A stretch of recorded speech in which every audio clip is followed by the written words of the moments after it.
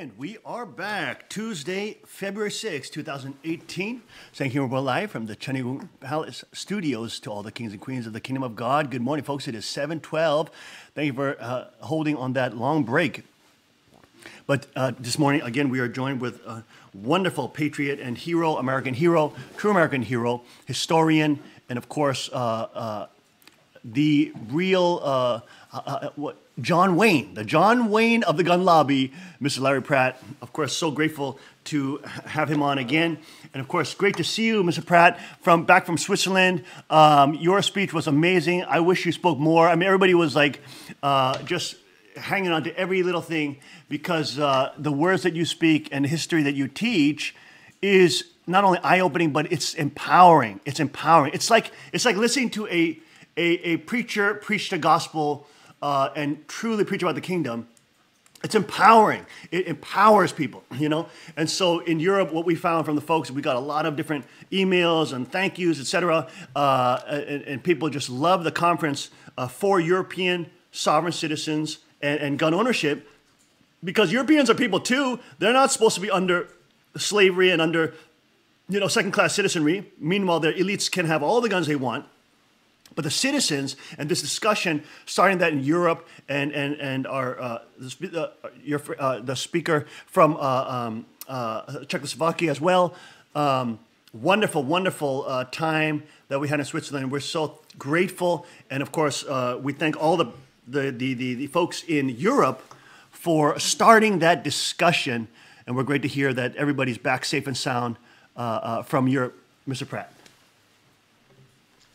Well, there was some wonderful people there, and I had interviewed Andrew Ray from Slovakia. Andrew Ray, right. Married a lady from Slovakia, and he was the guy that opened my eyes to the fact that in that country, their gun laws are probably no worse, maybe a little better than the gun laws that we have in Virginia, where Gun Owners of America is located, where I am right now.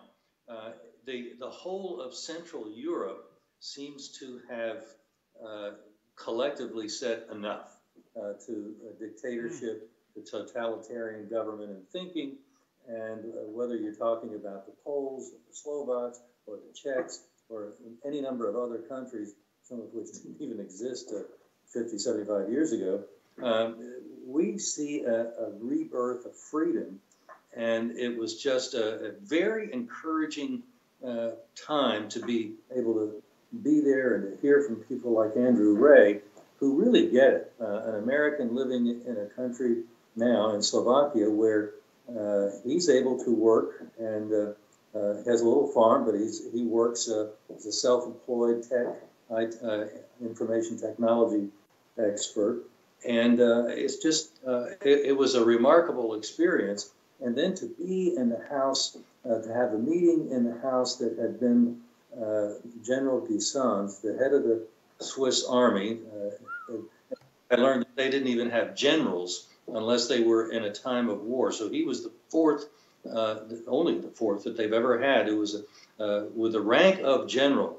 And the more I thought about Guisan, he must have been, among his other attributes, he must have been a rather accomplished diplomat, because it seems that most of Switzerland is Germanic, speak German, and yet here was this French-speaking general who was able to keep the German population of Switzerland loyal to Switzerland, not identify with the German Nazis, the National Socialists of Germany, and he was able to keep his country unified, standing against Germany.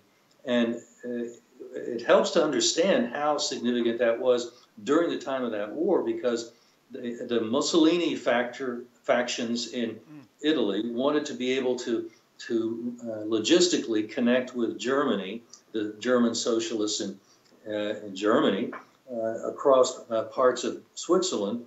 And because Switzerland has been a neutral country for years and years and years and decades, they weren't permitted to cross that territory. That made a significant impact on the war effort of the Axis powers. And so General Guisan played a very critical role, not not just in his own country, but really in terms of the outcome of the war. By keeping Switzerland neutral, Jews had a place that they could flee to, and other people who were being pursued by either the Italian fascist socialists or the National Socialists of Germany. General Guisan, somebody that I hadn't really known that much about until recently, and the more I've learned about him, the more I realized this was a remarkable individual. He was somebody that was probably as significant in his way as Winston Churchill, and they were personally acquainted, which I had come to realize, and that was another historic aspect of that home that we had there at Lake Geneva that he had owned. That actually had been his wife's. He did not happen to become wealthy because of his being a general and stuffing his pockets, which has occurred all too often in so many places. But it was his wife's money, and he had not. He was just a faithful, one of the few professional soldiers in Switzerland, because their army, their professional officer corps was only about 2,000, maybe 2,500. They had a drafted army, and each man in Switzerland typically would spend 2 weeks a year as kind of a refresher in the Swiss army. If he were a pilot or he had some other technical skill, he might be called up each year for about a month. But the Swiss had operated a modern army with men that were just otherwise engaged in everyday activity. So it's a very remarkable country, and it was a wonderful opportunity to be in such an historic place as General Guisan's house. Well, it's interesting because we never in the West. It's like we never hear about General Guisan. You know, in America, in public school education, you never hear about this kind of folks that were critical during the world wars. I mean, I never heard about General Guisan. And boy, it was amazing just to be. We had a chance after the conference to go visit some of the military bunkers there in the mountains. And this was a place where strategically Guisan would have his troops retreat in the event that Hitler attacked, etc., that they could retreat into these like fortified mountains that were like vertical cliffs. I mean, massive, massive mountains. They drilled, huge tunnels. I mean, we saw underground tunnels like hundreds of meters long. I have pictures of it. It's like, it was amazing to see. They had food storage of up to 2 months. They had all these gunning areas, which were like totally invisible. There's no way you would be able to see that if you were walking up on that mountain. You would be totally caught off guard. Okay, I mean, it was remarkable to see. And General Guisan, that would be like his main area of retreat if they had to. In their main sort of final fortification. So it was fascinating to see that as well. One of the things that I take away from all of that is that the Swiss were willing, if it came to that desperate situation, to see most of their country physically destroyed. Because in Halbrook's book, you learn that they had mined roads and bridges so that you couldn't have gotten in from Italy or Germany across a bridge and a road that wouldn't have been mined and blown up and done away with. So a lot of the economy of Switzerland would have been seriously harmed. That's the price they were willing to pay to remain free. And I am just full of admiration for what the Swiss did at that time. Well, remember when we went into General Guisan's residence and that first sort of lobby area, he had that picture of the Christian Crusader kneeling. Remember not picture, the sculpture, the statue. Remember that? That was a beautiful. And this was a guy that, and I was eager to find this out, but the guide that we had taking us through the house replied to some of my questions that, yes, General Guisan had spent some amount of time every morning reading his Bible. He was not just a nominal Christian, but he was a man who really wanted to spend time with God. And I think that was part of his greatness, is that he was a man of faith. Remember that huge King James Version Bible that was sitting in his office, that Exactly. big one? He That was actually read amazing. that every day. Isn't that incredible? He did his devotions, yeah. Yeah, that was great because you asked the question: did he actually read it? And the gentleman who was giving the tour said, yeah, he was constantly reading for devotional practice and just to get the Word of God. He was reading that scripture. So I was really taken with that, and that was probably one of the very high points of the trip, to realize that it had been a strong Christian who had played such a role in keeping his country free from the National Socialists. It was amazing to him and Churchill, and was it General Montgomery that was also there as well with the white fur coat? I think you're right. I think that was a white fur coat. Wow. Well, and of course, anybody who's seen Darkest Hour realizes Man of Steel character was Churchill, and that the two of them were personally acquainted is just rather remarkable. It's so amazing, and you never hear about it. I mean, if you go to leftist schools, you go to Ivy, you'll never hear about this. You'll never, ever hear about this. You'll just hear... These are the men that we should be studying about, and not some actor and his latest foible. These were truly remarkable people who we ought to be interested in being able to be a little bit more like them, because they really made a positive contribution to the history of their countries, of Europe at the time.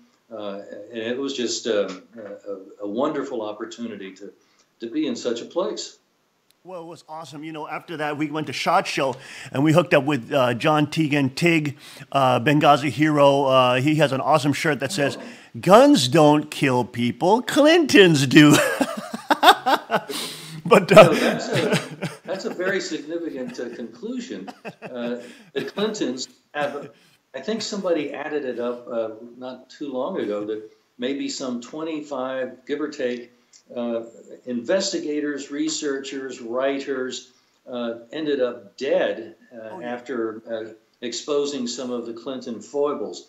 I was on a mission trip to the Mexican border years ago, and in the group that had gone with us to this place, there were several doctors, and they were telling us about the horrible habit of the Clintons having a trail of dead people who had been critical of them. And I said, well, this is remarkable information. I'd never heard that. I said, why don't you, I think I might be able to help get you connected to somebody in the national media when I get back. Why don't we set up an interview? And the blood drained from their face, and they said, oh no, we couldn't do that. It would be too dangerous. Well, that started all from Mena, Arkansas, and Clinton was helping the CIA run the drugs through Mena, Arkansas, and then there was young people that were seeing the planes coming in, and they all of a sudden getting killed on the train tracks. I mean, this blood trail runs long and red. I mean, especially we had Juanita Broderick on the show a couple of times, sweet, wonderful lady who was raped by Bill Clinton. And of course, the many women 17 who had to settle with Clinton. And these are just confirmed, settlements that he's had with these women. But it's Hillary Clinton that would not only, cover up for her husband, who was a predator and who would bite the women's upper lip to make them subjugated as he's raping them, but Hillary would go after the women. She would go after the women who were raped by her husband, and then she's parading herself around as being some kind of protector of women, and all women need to be heard. And it is just the amount of hypocrisy is just dripping with hypocrisy. It's just so disgusting to watch, Mr. Pratt. I just can't handle it sometimes. There's a talk show host here in Washington who's really excellent. I think he's become somewhat of a national, he's gotten a national audience, Chris Plant. And when talking about liberals, when talking about people like the Clintons, it always gives him an opportunity to bring up one of his favorite sayings. Well, without without double standards, the liberals would have no standards at all. So, Right, right. Oh my and, goodness. I mean, but it was so inspiring and so enriching to the soul to be with you, and of course, hear your words there in Switzerland. You know, and those life-giving words of you know, really human rights, God-given rights, sovereignty. You know, we were talking with Tig over dinner, and he was saying, hey, you know, if we go to South America, because these are not just American rights, these are human rights. We're talking about human rights. God gave humanity the right to be fruitful, multiply, and have dominion and subdue the earth, not to the centralized power of Lucifer. And so, and he was like, hey, I come with you guys. I'll come with you guys. If you guys go to South America, Panama, whatever nation it is, you know, Asia, you know, this discussion needs to begin. This debate needs to happen worldwide, not just here in America. Obviously, that's been going on for a long time, but worldwide. It needs to be brought up. It needs to get out of the political correctness box, and people need to start signing up, say, hey, I have human rights. I should be able to defend myself. you know, that I think was something that we saw when Trump visited Poland. And he spoke so enthusiastically about the effort of the Poles and Central Europeans to free themselves from the communist yoke. And that was something that was very inspiring. And I had the impression at that time that after hopefully at least 8 years of Trump, he could go to someplace in Central Europe and get elected president there, because they really look at him as a liberator, as a freedom fighter, and somebody who's got their back. When we've seen just recently how the Russians, especially under KGB Colonel Putin, had gone into the Ukraine and worked his will and killed people to maintain the Soviet Russian, no longer Soviet perhaps in name, but the Russian control over that area. It's rather inspiring that people there in Europe that have had such a bitter experience with dictatorship really appreciated an American president who was there with his flag saying, America is back. America has your back. I mean, that is so critical, because like in Eastern Europe, I mean, it's like, it was amazing because we came back from Switzerland. And it's like in Europe, it's like, it's so weird to be in Europe, because it's like in the airports, you have all these guys and like these young people, like these skinny guys and like, you know, skinny jeans. And it's like, it feels like they're, I don't know, I hate to say it, but it's like, it feels very beta male. And they have no consciousness of self-protection, gun ownership, at least in the western part of Europe. And it's like, we flew through Italy, and it's just, it's so weird to be all around. And then you come to SHOT Show where all these alpha male American comes, big beards, big flannel, big guns. it's like, yeah, baby, I'm home.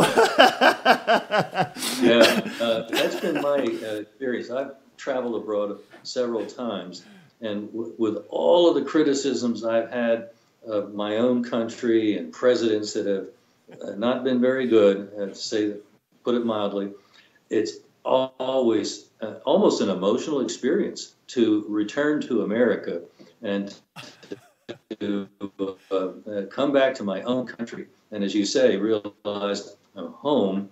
What a home it is.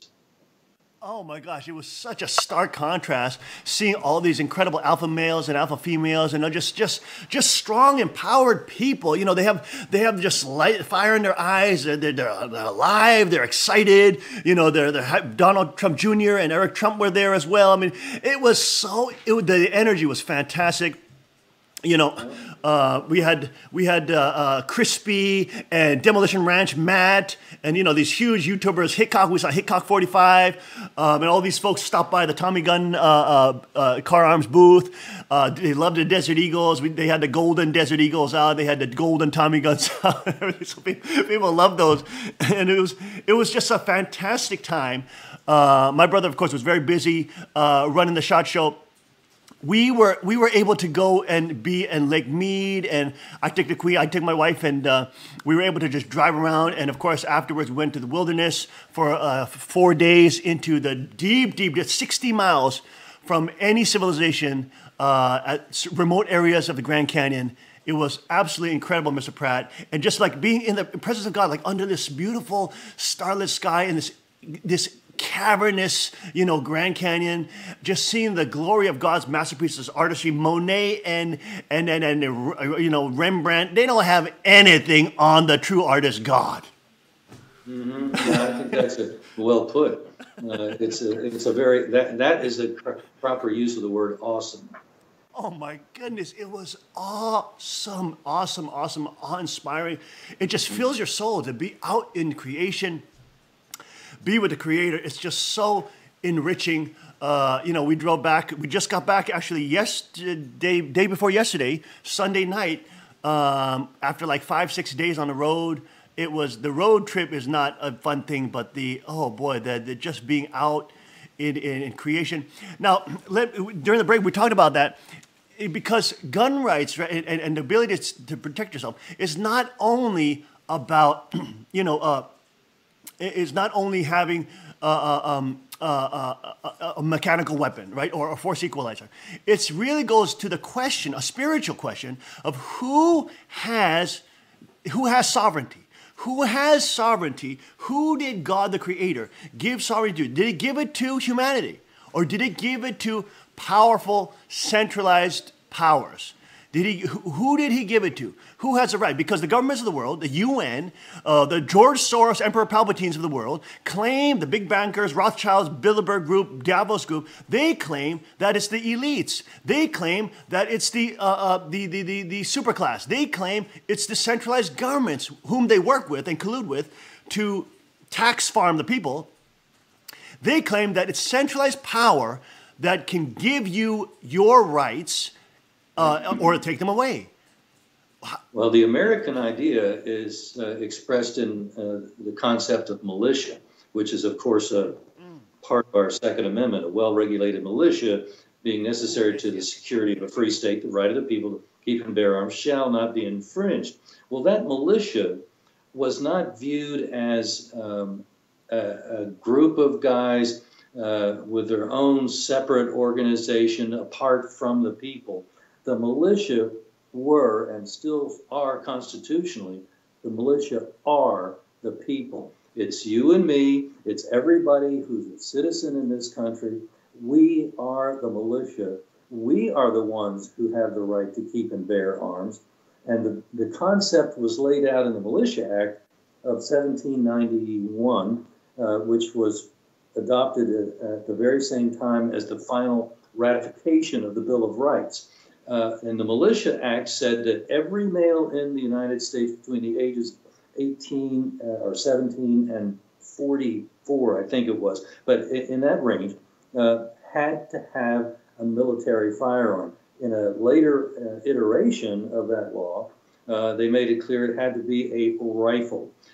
They wanted every man in the country to have a military rifle. Today, that would lead to us understanding that every one of us has to have an M16 machine gun battle rifle in our homes. Now, the thing that kind of, it was like a gut punch. When in Switzerland, I hadn't realized, and I don't know when this happened, maybe Switzerland started to go a little bit loopy when they were at one time recently considering becoming part of the European Union. But in any case, the law now in Switzerland is, yes, every man has that machine gun at home, but he may not, by law now, have any bullets. I was stunned. Yep, right. So even in Switzerland, they've had to, we've seen some impact of the modern way of thinking that, well, the people really aren't sovereign. It's folks in the government, the elite, the special people that are above all of the rest of us. And that was very disappointing. And I hope that the failure to join the European Union will lead to a reconsideration of the thinking that's taken them in that direction. I mean, because you can see it really is a legacy of the fall. I mean, human beings have been under the yoke of Satan, under the yoke of and his political systems, which is always end up to be one and the same, always the same thing, different names, Marxism, communism, whatever it is. It's always leftism. It's always just centralized power. And that's why we've had history of Europe as well, has history of satanic kings who rule over the people with total centralized power. I mean, and so in the West, we've grown up with this idea that the kingship is bad. But if you're a Christian, I mean, Jesus is the King of Kings. He will have a kingdom, Basileus. Basileia comes from Basileus, which means king. It is a kingdom, and it is a kingdom where the King of Kings and has co-heirs with him that live and rule. Reign is a biblical word. Reign and rule with the rod of iron. With the rod of iron. Well, that's not an idea. Yeah, the Democrats of our time in our country don't like that idea, but they're very similar in their thinking in that respect. To the National Socialists of Germany or the followers of Mussolini. They think there's special groups and special people, that they're the only ones that really should be in control. I mean, how do they call people who disagree with them Nazis when they're paid for by a literal Nazi, George Soros, who sold his own Jewish people out to Hitler? I mean, they're totally crazy. How can they call people who are against the Nazis and Nazis when they actually work for a literal Nazi, George Soros? It drives me nuts. Well, and the same kind of irony has to attach to this movement called anti-fascist here in our country, the Antifa movement. They themselves, if they had any knowledge of history, would realize they are Nazi stormtroopers. They are the Nazi groups that went out and intimidated people so that nobody would challenge the Nazi rule. And that was the way the Nazis took over. They made sure that people were forced to say Jawohl, to Heil Hitler. And that was, once they get hold, they keep that grip of theirs with a monopoly of force and an ideology that says they're the ones that should rule. You were born to be ruled, and they were born to rule. And if we fall into thinking like that, we're lost. Well, it's unbelievable. These kids are dumbed down. These kids have been completely indoctrinated into the homosexual, transgender, and pedophile political agenda. This is organizations like NAMBLA, North American Man Boy Love Association, that works, is approved by the UN as an NGO. And I believe it was Columbia University where Antifa was protesting some speaker. They had in their lineup, they had one guy with a placard that said, anybody who criticized pedophiles is racist, even though, I mean, it shows you the depravity, it shows you the wickedness, it shows you that these are they're people that are fighting for political and real Satanism. Real Satanism. And it shows that they don't really have any arguments, because every answer to every question about what they're doing, every challenge to where they want to take us, the only way they can respond is, well, you're a racist if you think that. You're a homophobe if you think that or say that. They cannot conduct an argument. So they just have these mindless labels that they want to attach to people because they cannot think. Well, it's amazing because you when you had your debates with Piers Morgan and these other folks on CNN, oh my goodness, it just came to the forefront. It was so visible. It was so visible. These people, they just try to guilt shame you. They just try to make you feel like you're some kind of bitter clanger. You're some kind of warmonger. You just want to kill people, murder everybody.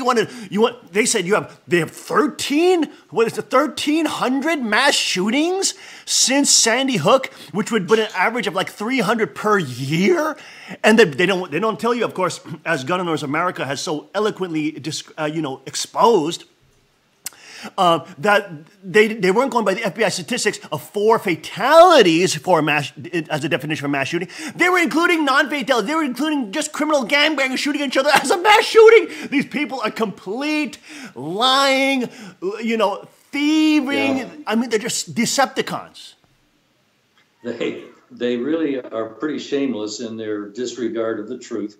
But that's seems to be typical of the totalitarian mindset, and it's just an amazing irony for them to call themselves anti-fascist when, again, I repeat, it just seems to me they are the epitome of what it means to be a fascist. I mean, do you see these young kids? Okay, they're standing there. They're like these males are like 120 pounds. Okay, like literally, any one of the patriots on the the patriot side or gun owner, you could take like 50 of them with just the bare hands. Okay, it's like, and they're standing there with their little fist and they're saying, "I'm resisting. I'm the resistance," pretending they're in Star Wars. I mean, they're saying they're resisting Trump. And they're actually part of the empire. They're part of the totalitarian regime that wants to, disarm people, wants to rule everything that you do, wants to tell you what you can say, what you can't say, wants to tell you what your kids must learn, what they must eat under Michelle Obama's food plan. I mean, they're given GMO foods. I mean, these people are like, and they think they're the resist. They think they're Luke Skywalker fighting the empire when they're part of the empire. Well, we should take some comfort from that observation, because if they are the resistance, ain't much resistance going on now. It's a laugh, and I'm glad that we can react that way. Oh my goodness. Well, it was interesting when you were, of course, at Liberty University and, of course, in Switzerland. You mentioned the Battle of Bunkerville that you referred to as for the whole Bundy issue. That, of course, Trump has stepped up, and Roger Stone and Infowars and folks on the right have been telling, hey, the Trump should absolutely step in and take any wrongdoing away from these folks. I mean, you had a situation that you described, of course, in Switzerland, where the BLM armed to the teeth, fully automatic rifles, plate armor. I mean, just the fingers on the triggers on these, and these Bundys were riding horses, unarmed, riding horses, and they were being threatened with deadly force, canaling their horses, their livestock into huge ditches. I mean, and these people have been there before Nevada State even was incorporated. I mean, can you talk to us a little about the Battle of Bunkerville? Well, that was probably the most recent in our American history example of the people being the militia. When the feds took this action against the Bundy family, it was in violation, as you just pointed out, of the long history that family had of using those western lands for grazing, watering their cattle. And they, as time had gone on, and the feds, I think, unconstitutionally took over ownership of these lands, they had contracts with the Bundy family so that they would continue to exercise those watering and grazing rights. What was the percentage of lands that the BLM owns? It's like 80, you said 87%? That the federal government owns? That the federal government owns? Oh, yeah. The land ownership it's about 80% in many of the western states. It may be Nevada that it's 87%. It's quite high, and it's just absolutely outrageous, because the understanding was, as states west of the Mississippi came into the Union, they were to enter on the same equal footing as the original 13 colonies had become the 13 original states. And that meant that all land that had been managed, owned, whatever, by the federal government, that had to be returned to the states at the time the state became part of the Union.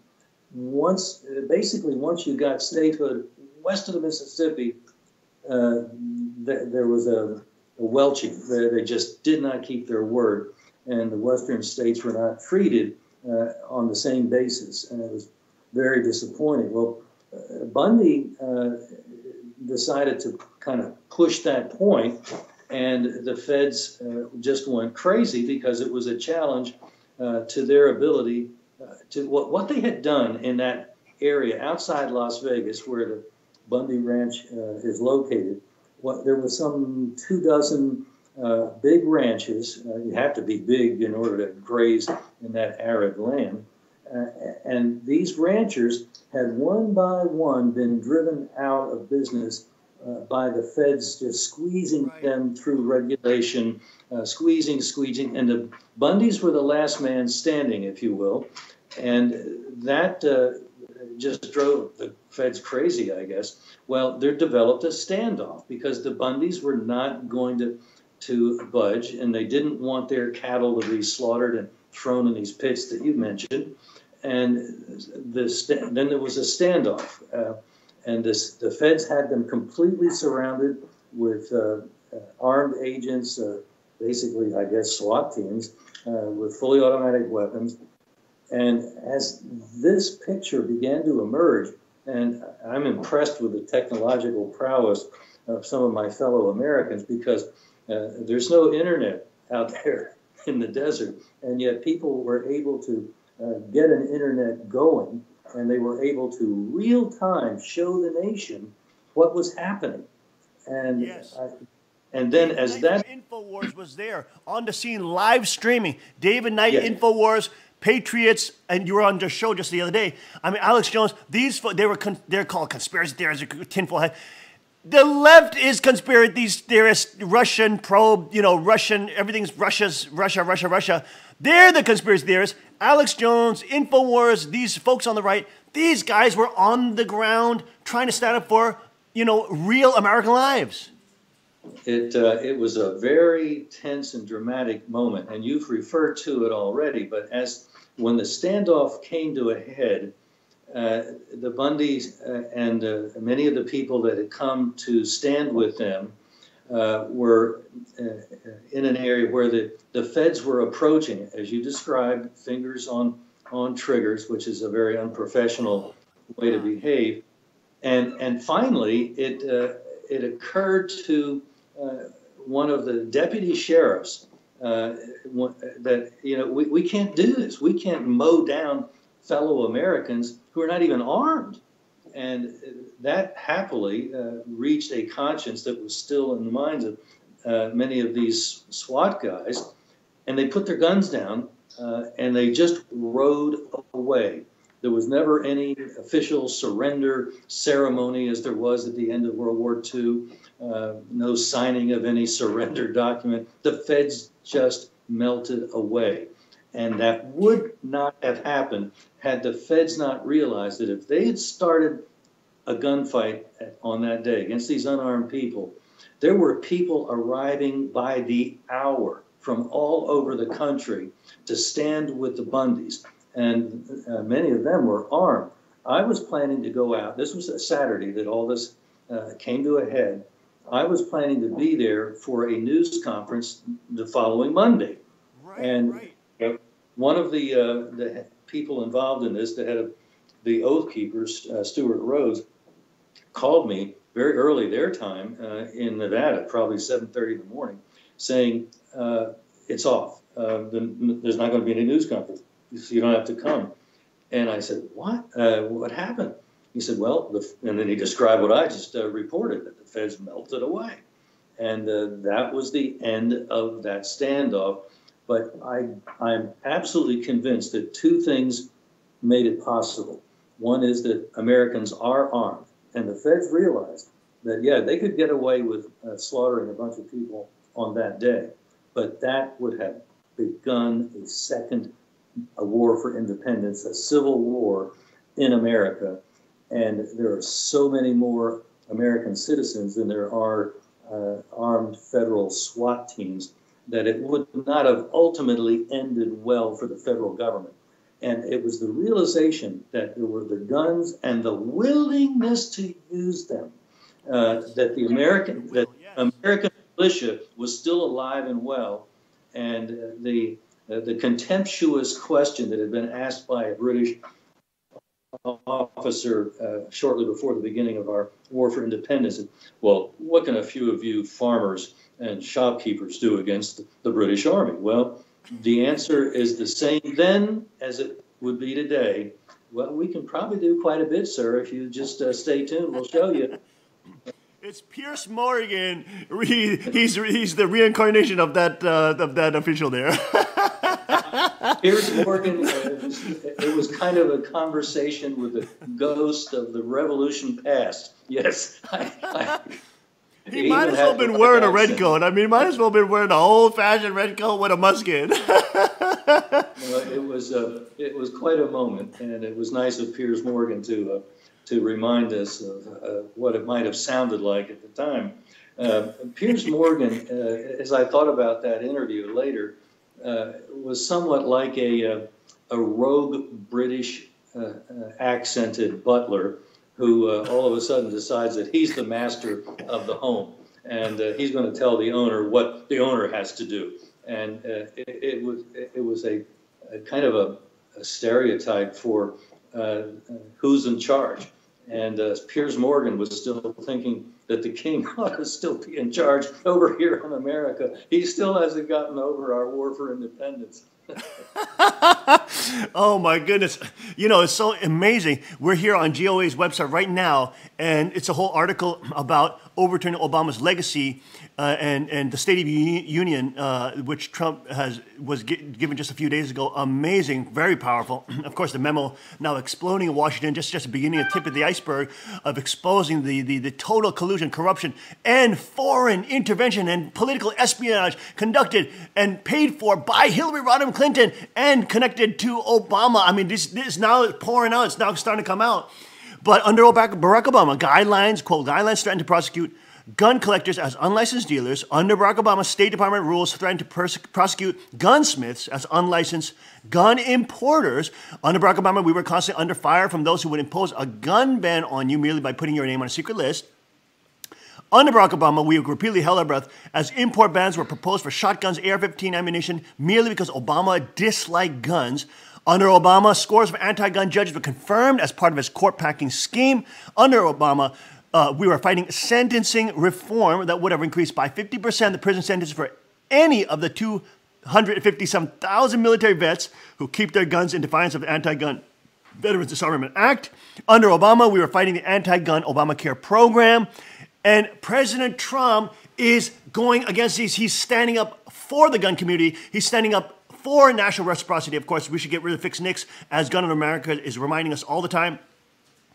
Can you give us your opinion of the State of the Union address?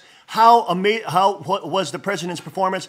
And of course, how did you feel when the Democrats sat on their nasty little claws, Nancy Pelosi and Darth Schumer, when he talked about the Pledge of Allegiance, when he talked about MS-13, when he talked about the American flag, you name it, they sat on their toenails.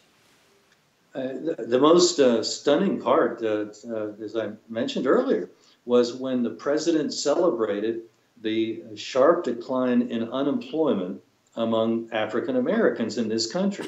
Right. Jack Kemp, the congressman from New York many years ago, was fond of saying that a rising tide raises all boats. Right. And the return of economic prosperity occasioned by Trump was raising all the boats, including those of the African Americans. It was all Trump had, all he'd been doing, was eliminating at a rate of about one every other day, one of Obama's executive orders that had been like a boot on the throat of the American economy.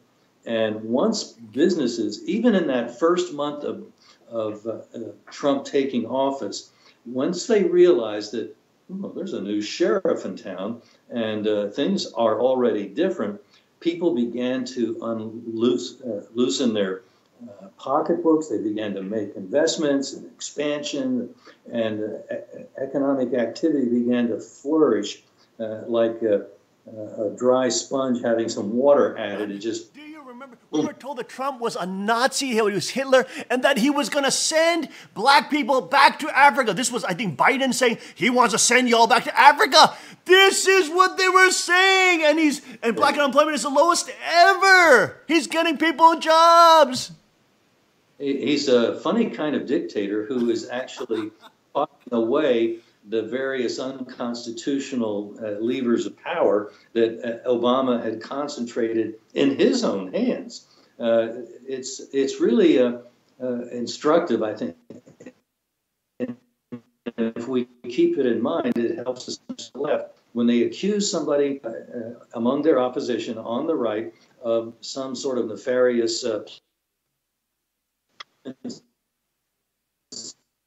it's actually the left trying to very thing they're accusing their opponents of trying to do. And it's been a marvelous thing to, it would be impossible for there to be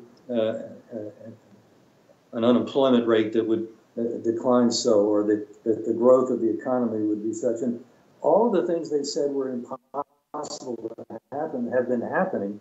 And among those things, as you mentioned, were the busting up of the regulations that Obama had been imposing on veterans, so that more and more of them would have been unable to own a gun. People that were getting Social Security and forgot to pay their bills on time, perfectly sound otherwise, but they just were careless. Well, frankly, that's a problem sometimes people in their 30s have. It's not at all necessarily age-related or an indicator that the person is becoming not mentally able. But once somebody had an executor appointed to write their checks for them, that did it. Under Obama regulations, they literally got knocks on the door and their guns were collected. And by the way, how would the Obama administration have known that Johnny Retiree had a couple of guns in his house? They know because the government, when we buy a gun, we're compelled to sign a form, the 4473, at the dealers. And that information with our name and our address and our social security number and all that critical information is put on that form and submitted to the federal government, to the Bureau of Alcohol, Tobacco, Firearms, and Explosives. And the FBI has been maintaining that on big computers. Now, they're not supposed to do that. There's at least two places that some of the guys in our office have pointed out in federal law that prohibit that collection of data, and the federal government has been doing it. The federal government does have a registry of all of us who own guns. And what the fixed mix, as you mentioned a moment ago, is designed to fill in a gap in the data that's collected when guns are transferred. It's not under, quote, fixed mix.